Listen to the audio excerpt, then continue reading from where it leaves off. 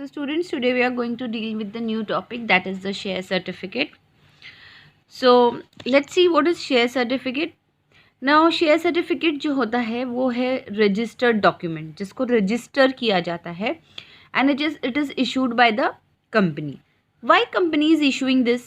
Because it is the evidence that the person who is having this share certificate, whose name is mentioned, is having a specified number of shares of a company.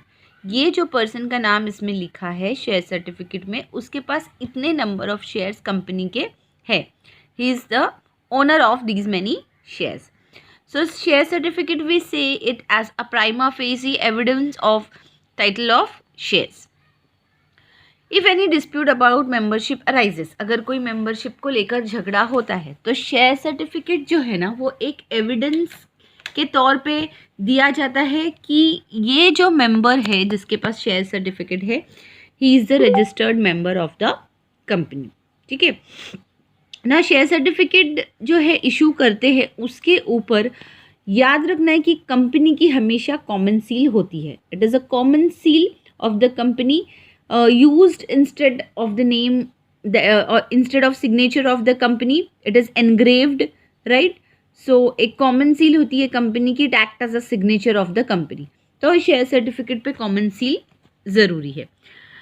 If any and signed by 2 directors duly authorized by board of directors and company secretary or any other authorized person. इस पे signature होती है 2 directors की, board of director की और company secretary की या कोई और ऑथोराइज पर्सन जिसको अथॉरिटी है सिग्नेचर की. कंपनी को इशू करना पड़ता है शेयर सर्टिफिकेट वो सारे अलॉटीज को जिन्होंने शेयर के लिए अप्लाई किया है और शेयर खरीदा है, and as well as transferees on transfer of shares. और याद रखना है कि it is issued on partly paid up shares also and fully paid up shares also. जैसे कि 10 रुपये का शेयर है, कंपनी ने सिर्फ 5 रुपीज़ ही मंगाई है अभी तक, remaining 5 rupees company will call afterwards, तो वो पार्टली पेड अप शेयर्स है. तो ऐसे भी शेयर को इशू होता है और फुल्ली पेड अप शेयर्स को भी इशू होता है. Now let's see students, what are the contents of share certificate. कौन से कंटेंट्स होते हैं इसमें. So share certificate should be in the form of form SH1 जो कंपनी के शेयर कैपिटल डिबेंचर रूल्स 2014 में मेंशन है, उसी फॉर्मेट में वो होना चाहिए. Some contents which are been given, it is there in the share certificate. जो कंटेंट्स होते हैं उसके ऊपर कौन से कंटेंट्स लिखे होते हैं देखो. Name of the company, CIN number, registered office address, folio number, share certificate, name of a member, nature of share, number of share, distinctive number of shares, amount paid on shares, common seal if any, and signature of 2 directors and a company secretary. These all contents we have studied in detail earlier, right? Now let's see time of issue of share certificate. कौन से time पे और किसको share certificate देना है. See here 2 columns are given student, time and to whom. कौन से वक्त और किसको. सो टाइम कौन सा है. Within 2 months from the date of incorporation. जैसी कंपनी इनकॉर्पोरेट होती है उसके 2 months में देना है. And to whom, it is been given to the subscriber of memorandum of association. Next is within 2 months from the date of allotment. Date of allotment के 2 month के अंदर किसको देना है. टू अलॉटीज अगर शेयर्स अलॉट किए गए हैं तो. With in 1 month from date of receipt of instrument of transfer और इंटीमेशन ऑफ ट्रांसफ़र. अगर ट्रांसफ़र का प्रोसीजर है तो वो प्रोसीजर में 1 month के अंदर किसको देना है. To the transferee in case of transfer of shares and to the legal representative in case of transmission of shares. Transmission of shares में ट्रांसफरी कौन होता है. Legal representative, right. Then come students duplicate share certificate. Company जो होती है it can issue duplicate share certificate, but there are some terms and conditions under which the company can issue duplicate share certificate. सबसे पहला है कि original जो share certificate है वो डीफेज हो गया है या मल्टीलेटेड हो गया या टोन हो गया है या फिर सरेंडर किया है कंपनी में. Next is it has been proof by the holder. Holder ने बता दिया है, प्रूफ कर चुका है कि ओरिजिनल शेयर सर्टिफिकेट उसका गुम गया है या पूरी तरह से डिस्ट्रॉय हो गया है. So in case of loss of share certificate company क्या करती है. Company puts up a notice in the newspaper. किस लिए न्यूज़पेपर में नोटिस देती है? अनाउंस करने के लिए that the share certificate has been lost and ask the finder, अगर कोई फाइंडर है if any, so he should return to the company. अगर कंपनी को इसका कोई रिस्पॉन्स नहीं मिलता है from the public within the specified time which is been provided, then company क्या करेगी? उसको डुप्लीकेट शेयर सर्टिफिकेट इशू करेगी। डुप्लीकेट शेयर सर्टिफिकेट इशू होता है within 3 months from date of application. Company issue करती है to the registered holder only, जो registered share holder है उसी को।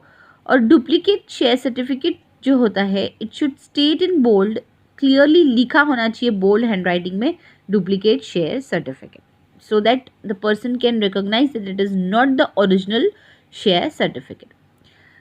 कंपनी को पे करना पड़ता है हैवी पेनल्टी इफ, अगर कंपनी ने इशू किया है डुप्लीकेट सर्टिफिकेट किस इंटेंशन से? फ्रॉड के इंटेंशन से, तो उनको क्या करना पड़ेगा? पेनल्टी पे करना पड़ेगा। Now all these topics students, call on shares, forfeiture of shares, surrender of shares, that has been eliminated from the textbook for this year. Now let's see transfer of shares. This is the last topic of your chapter. Transfer of shares जो होता है मतलब voluntarily transfer कर रहे shares एक member company का in favour of another person. Voluntary मतलब अपने खुद के विल से। मेंबर जो है वो ट्रांसफ़र करता है शेयर फॉर कंसिडरिंग और giving it away as a gift also. इसके ऐसे भी ट्रांसफ़र कर सकता है वो कि as a gift I am giving the share of the company. So every member has a right to transfer their shares. अगर पब्लिक कंपनी है तो शेयर्स तो फ्रीली ट्रांसफरेबल है which is been subject to the provisions made under articles of association. But अगर private company है so there are restrictions on free transfer of shares. Member को क्या करना पड़ता है? स्टूडेंट्स अप्लाई करना पड़ता है कंपनी को कि हमको शेयर ट्रांसफ़र करना है। किस तरह से? इंस्ट्रूमेंट ऑफ ट्रांसफ़र का फॉर्म फिल करके, और वो जो फॉर्म है शेयर सर्टिफिकेट के साथ में अटैच करके रिक्वायर्ड जो भी ट्रांसफ़र फीस है वो देकर सबमिट करना है। The member who is transferring the share, जो ट्रांसफ़र कर रहा है शेयर उसको बोलते हैं transferor. And to whom he is transferring, जिसको ट्रांसफ़र कर रहा है, जिसके ऊपर ट्रांसफ़र हो रहा है share, that is transferee. Okay, so this both terms you have to remember students, who is transferor and who is transferee. Now a member can either sell a part, मतलब कुछ शेयर का part भी cell कर सकता है या पूरा entire share भी सेल कर सकता है। ट्रांसफ़र जो होता है it is set to be completed कब? जब ट्रांसफ़र हो जाता है in the register of member, कि हाँ भी ये पर्सन का नाम हट गया है रजिस्टर ऑफ मेंबर से और जो पर्सन जिसके नाम पे शेयर देना था उसका नाम आ गया है, तो यहाँ पे ट्रांसफ़र का प्रोसीजर कंप्लीट होता है। डिपॉजिटरी सिस्टम में क्या होता है स्टूडेंट्स की ट्रांसफ़र ऑफ शेयर्स जो है ऑटोमेटिकली हो जाता है on the basis of delivery against the payment. So once the shares are transferred the liability also gets transfer, right. दूसरे को आ जाएगी ना लाइब्रेरी, ट्रांसफरर से हट के ट्रांसफरी को आ जाएगी। स्टैम्प ड्यूटी जो है पे करना पड़ता है ट्रांसफ़र ऑफ शेयर्स में in a physical form, but it should not be in a demat form, so no stamp duty is payable.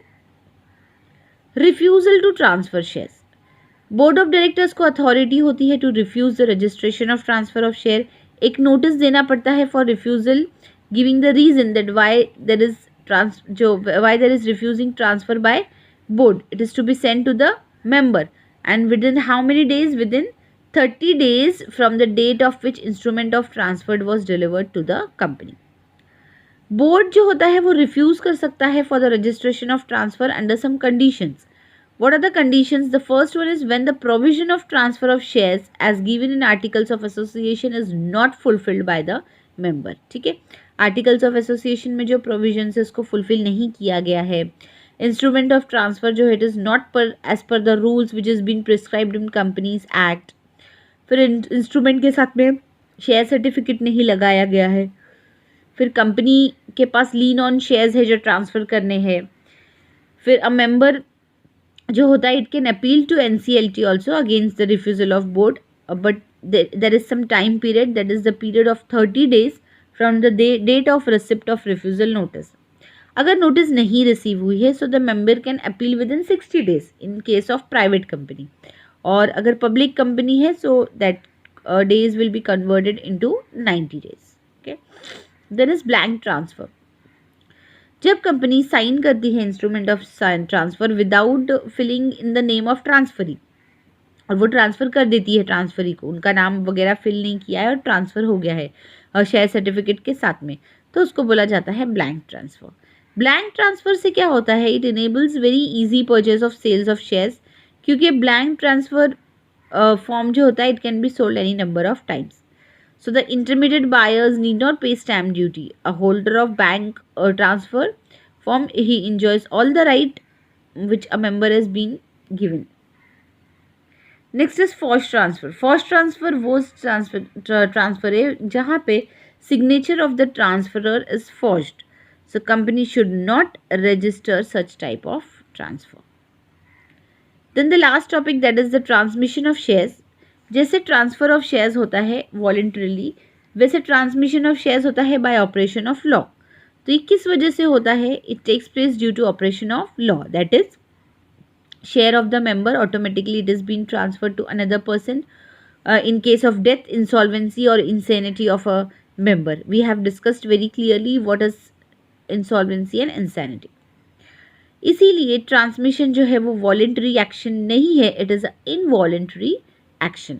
So there is only one party involve. कौन है वो वन पार्टी, जो legal higher है, जिसके नाम पे आपको शेयर्स ट्रांसफर करने. लीगल हायर जो है ऑफिसर है, रिसीवर, ऑफिशियल रिसीवर है, दे डिड नॉट पे any consideration for the shares. So original liability जो मेंबर्स की वो कंटिन्यू रहेगी इन case of transmission, and there is no need of submit instrument of transfer and to pay the stamp duty. So with this, students, we have completed with the topic. Thank you.